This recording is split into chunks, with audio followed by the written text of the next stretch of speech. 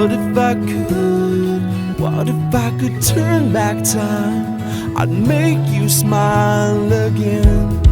And if I could unbreak your heart, and we could start again. Got my eyes straight ahead, got my head in the game. With the red light on, I'm just waiting for the change. Keep my head down low. Hi, Jay Fallon. Thanks for listening to the Slippery Slope. So, obviously, here in Queensland, we have the state election coming up towards the end of this month. 26th of October, Saturday, is the final election date.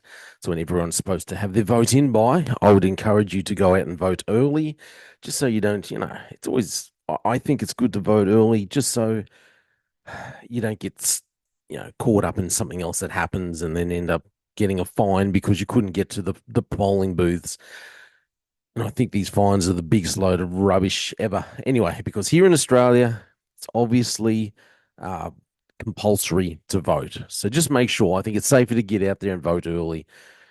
That way you know it's done. Anyway, so on the 26th of October, state election. Just remind you what the states actually look after. Here's a brief list that came out on the ABC. So, state government looks after schools, hospitals, police, emergency services, transport, water and electricity, utilities, mining, farming, and community services. So they're the things that we should be looking out for this election campaign. Federal government, the feds look after, defense, international trade, which I don't think they've done a good job on. Anyway, international trade, immigration, and obviously they're screwing us over on immigration, Medicare, and taxation. So a couple of the issues which I think really need highlighting here with this new state election coming up. So obviously no one, whether it's Labor or Liberal, is really talking about abortion issues. So it's hard to see what the Liberals are really steering clear of that issue altogether. They don't want to get involved, and they don't want to be held accountable. They don't want to stand up and say, "Well, this is exactly where we stand on abortion." But a couple of issues that people are bringing up, well, the different parties are bringing up. So Queensland, I'll read out a couple of different headlines just to let you know. So the current premier, Stephen Miles, who was, you know, he's our premier through default because he did a bit of a shifty and ousted former premier Anastasia Palaszczuk because she was on the nose with Queensland voters. They knew that she was not going to win another election. And he had the dirt on her. That's my opinion, is that he had the dirt on her. And so he was able to leverage her out, which is why I think also is that Ian Levers got his cushy new job as the border czar. He's in charge of the borders. Um, which have we heard from him since he's taken over this role? What's he actually doing? So I think what happened was he had the information that he was able to share with Miles, or at least confirm it. Miles was able to take that information and use that leverage to force Palaszczuk out, and then 12 months or so later, Ian Levers was given this nice cushy role. It had to be, a bit of time had to pass before he was able to take over the role so that too many people wouldn't be looking going, how the heck did that happen? But that's what I think happened behind closed doors. It was all deals, deals and leverage, threat. Anyway, Queensland Premier Stephen Miles unveils community safety plan to crack down on crime. This is one of the things that he said, because obviously we've had huge amounts of crime, especially juvenile crime here in Queensland. So, in short, Miles has revealed a community safety plan to tackle crime. Changes include expanding a trial of police search powers and 900 additional police. 900. I love the fact. Yep, 900 additional police. They've already promised over 2,000 additional police anyway. And let's not forget that this government, especially Mark Ryan, the Minister for Police, him and his offsider, who's already been ousted, former Commissioner Katarina Carroll, they caused the problem, which has seen the biggest amount of police leaving the Queensland Police Service in the history of Queensland Police. Uh, and yet now they're saying, well, we're going to bring in all these additional police. But the problem is they caused the problem, especially Mark Ryan caused the problem. But now he's putting his hand up saying, oh, look at me. I've done all this great work and I've brought in all these extra recruits. I'm doing such a good job. And no one's pointing out and saying to him, hey, clown, Mark, you clown, Ryan, you're the one that caused the problem. So, you know, don't put your hand up and pat yourself on the back saying, look at me, I'm a good little clown. You're a clown. You're just a clown. Please, please vote him out. It's not that I don't like Mark Ryan at all. Yeah, okay. Anyway, so they're talking about in this article saying the legislation is going to be introduced. Queensland Premier has unveiled a raft of law changes to further crack down on crime ahead of the state election this year. Miles revealed the new laws include expanding a trial of police stop and search powers to shopping centres, licensed premises, sporting and entertainment venues, and high risk retail outlets. The trial, which will now be extended until 2026, gives police powers to randomly search for knives using metal detecting wands. An additional 3,000 wands and 1,000 state of the art tasers will also be rolled out for police. I wonder what tasers they are. There's some good ones out there now. Anyway, so Miles said Queenslanders deserve to be safe in their homes, communities, or at the shops. Ooh.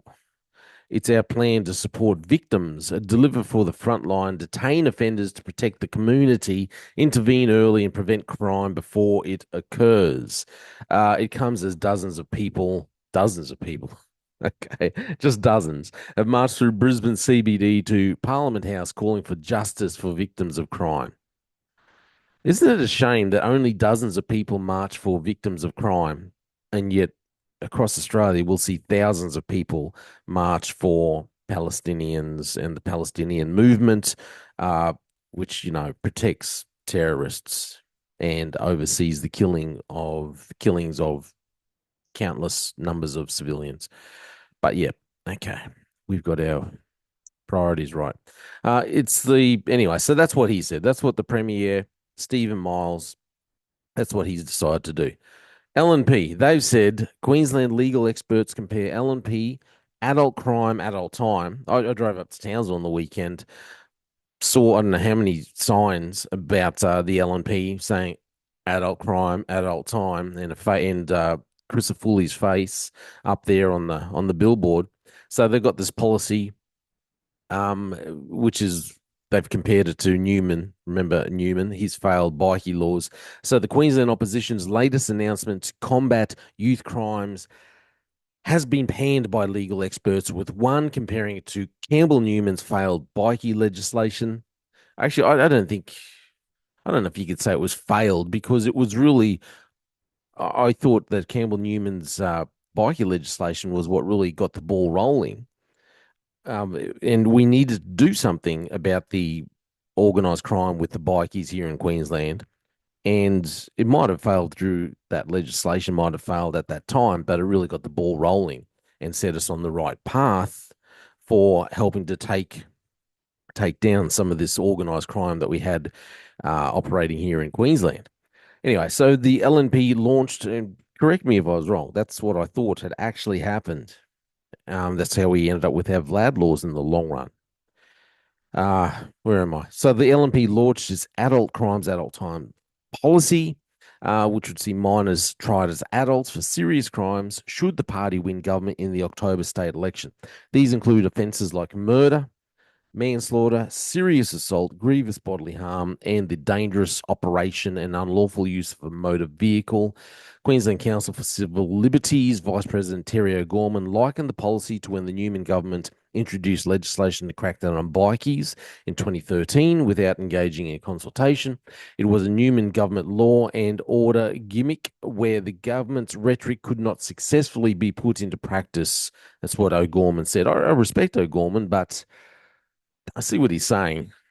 But like I said, I think you've got to start, you've got to get the ball rolling. You've got to get it started. Anyway, he claimed comments made by the opposition leader David Crisafulli yesterday demonstrated necessary policy work to support the proposal had not been completed.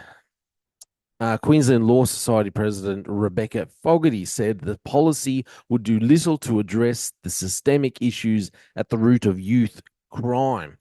Got to say, I think she's right. They're not really addressing the actual issues. There's so many more, and this isn't to give these kids an excuse for what's happening, but the social issues are what are at the heart of these crimes. Okay, we've had the breakdown of the family unit over the past 30, 40 years now, I suppose.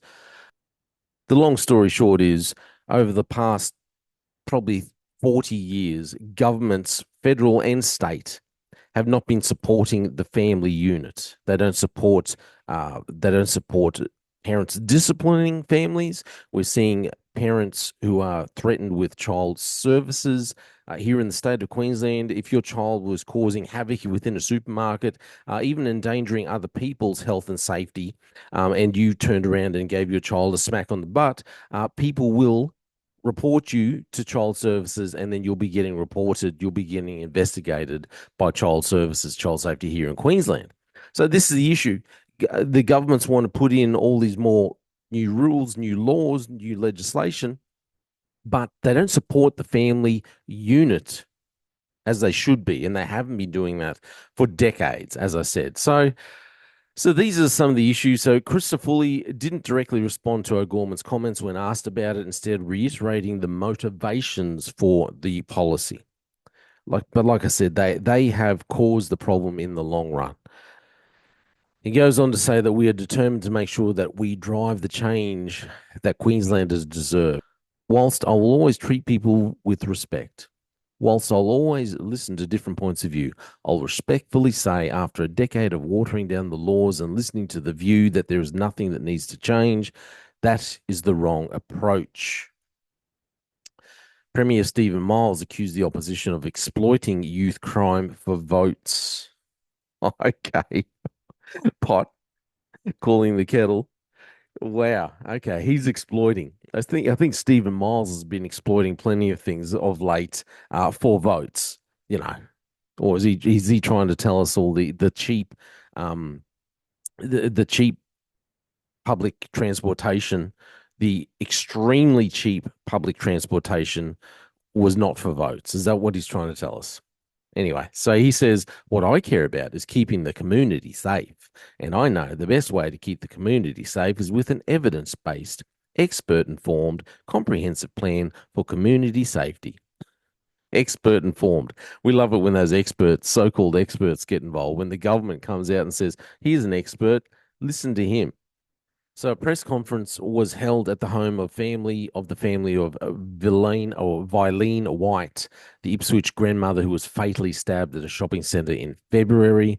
70-year-old was allegedly killed by a teenage boy while she was with her 6-year-old granddaughter. Ms. White's daughter, Cindy McAuliffe, today backed the LNP's policy. The government is inactive, she said, and they're just saying what people want to hear. They're not actually doing anything about it, and enough is enough. So, look, there are some of the bigger issues I think that they're talking about with the state election. Me personally, I think we need a change. I think the Labor government, they, they've caused a lot of havoc. I just look at what they've done when it comes to policing, when it comes to our police in the state. Like I said, I think Mark Ryan putting his hand up saying, look at all the good work that I'm doing, all these new recruits that are brought in, but he fails to recognize, or he wants all of us to ignore the fact that he caused the problem. So I think the Labor government have had enough time. They've made a mess of a lot of things. They put us in a huge amount of debt. And as always happens with the Labor government, especially here in Queensland, that it's always big government. It's always lots of spending, big government, lots of jobs for the boys and the girls. Um, and yeah, they do seem to be very weak on crime. There are a lot of talk. They talk a lot about helping public, but a lot of it just seems to go into their own pockets, into helping feathering their own nests. Anyway, that's just a couple of articles talking about some of the issues, some of the differences between LNP and Labor and what they're each backing. Let me know what you think. I'm Jay Fallon. It's all just my opinion. Thanks for listening to The Slippery Slope. And say it isn't real, and please don't go away. Just give me one more day. What if I could? What if I could turn back time? I'd make you smile again. And if I could unbreak your heart, and we could start again. What if I could? What if I could turn back time?